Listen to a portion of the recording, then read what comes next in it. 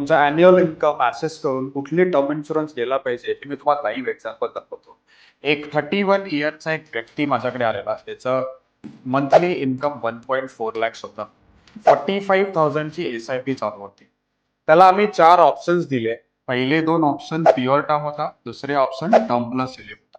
Pure term म्हणजे काय, तुम्ही जो प्रीमियम भरता तो प्रीमियम भरल्यानंतर मॅच्युरिटी अमाऊंट 0 असते.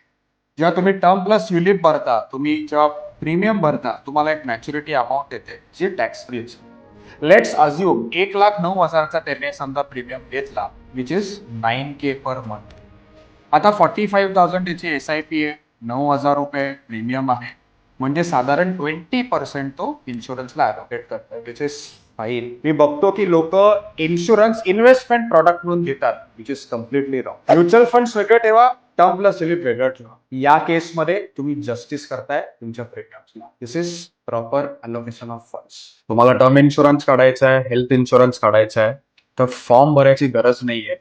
माझ्या टीम मेंबर अपूर्वाला तुम्ही डायरेक्ट कॉल करून इन्शुरन्स काढू शकता. नंबर तुम्हाला फ्लॅश होईल. थँक्यू.